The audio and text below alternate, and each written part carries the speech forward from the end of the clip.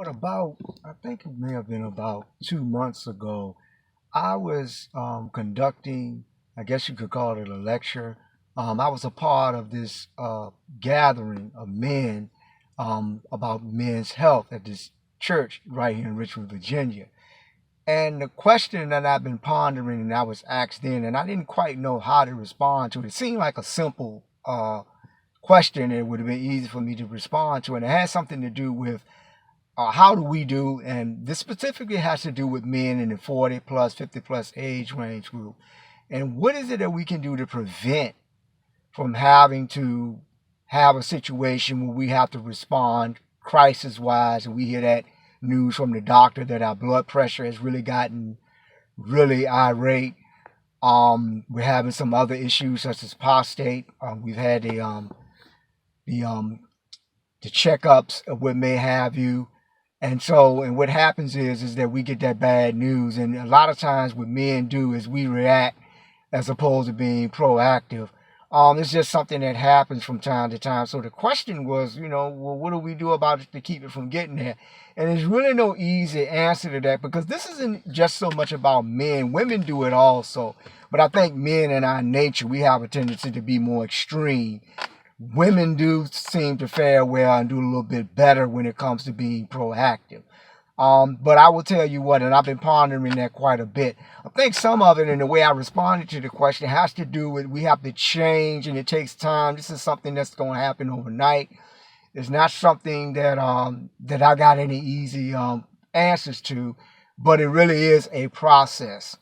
And I want to emphasize the process part because here's what it comes down to.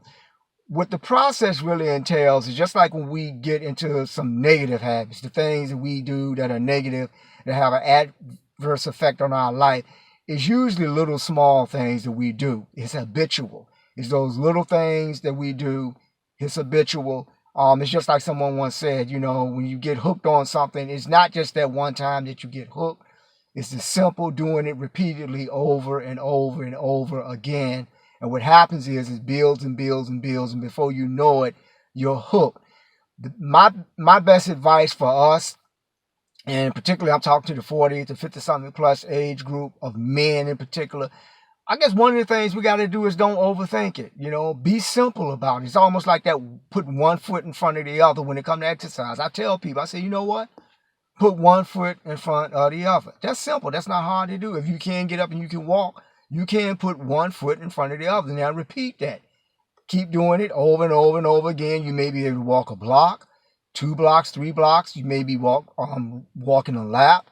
You may even walk a mile. The next thing you know, you can walk 3 miles. So what my advice to you, whether it's nutrition, whether it's your health, keep it as simple as possible. Have the discipline.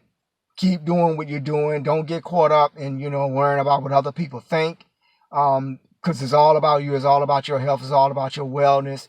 And sustain that discipline. And that's some of the best advice I can give you. And even with that, of course, that's a process. It's a journey. And like I said, just think about the stuff that habitual wise that was bad for you, that wasn't good for you, that you were doing. And it was simple. So if you can just reverse that and have that mindset, okay, let me reverse that.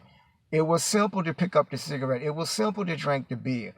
I didn't become, an alcoholic, or not necessarily alcoholic, but I didn't have this beer belly from just one beer. It just became a habit.